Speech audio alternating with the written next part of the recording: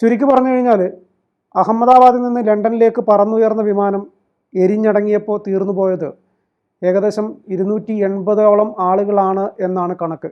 പക്ഷേ ഒരാഴ്ചയായിട്ടും ഔദ്യോഗികമായിട്ട് എത്ര പേർ ഇതിൽ മരണപ്പെട്ടു എന്നതിനെക്കുറിച്ച് ഇന്ത്യൻ വ്യോമയാന മന്ത്രാലയത്തിനോ എയർ ഇന്ത്യയ്ക്കോ അതോടൊപ്പം കേന്ദ്ര സർക്കാരിനോ ഒരു ധാരണയുമില്ല എന്നതാണ് വസ്തുത.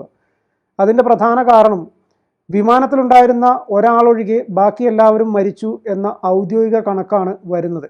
DNA സാമ്പിളുകൾ പലതും പരിശോധിച്ച് ഏകദേശം 200-ൽ താഴെ മൃതദേഹങ്ങൾ മാത്രമാണ് ഈ മരിച്ചുപോയ ആളുകളുടെ കുടുംബങ്ങൾക്ക് വിട്ടു നൽകാൻ ഇതുവരെ കേന്ദ്ര സർക്കാരിനും വ്യോമയാന മന്ത്രാലയത്തിനും സാധിച്ചിട്ടുള്ളത്.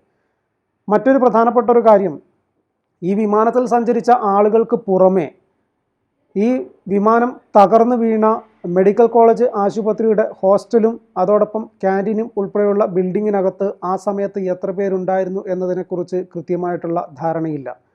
അതിൽ ഡോക്ടർമാരുണ്ടായിരുന്നു, മെഡിക്കൽ വിദ്യാർത്ഥികളുണ്ടായിരുന്നു, ക്യാൻറ്റീനിലും ആശുപത്രിയുടെ ഭാഗമായിട്ടും ഒക്കെ ജോലി ചെയ്യുന്ന സ്റ്റാഫുകളുണ്ടായിരുന്നു.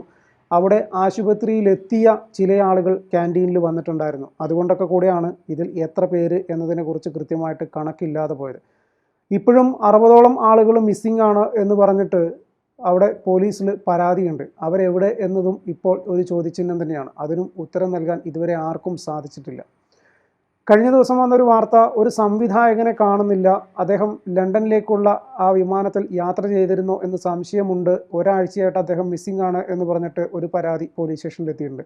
അങ്ങനെ പല ഘട്ടങ്ങളിൽ പല രീതിയിലുള്ള പരാതികൾ വരുമ്പോഴും ഈ വിമാനാപകടത്തിൻ്റെ കാരണമെന്ത്, ഇതിൽ മരിച്ച ആളുകളുടെ ഡീറ്റെയിൽസ് എന്ത് എന്നതിനെക്കുറിച്ച് കൃത്യമായിട്ടൊരു ഉത്തരം നൽകാതെ ഇരുട്ടിൽ തപ്പുന്നൊരവസ്ഥയാണ് ഇപ്പോൾ നിലവിലുള്ളത്.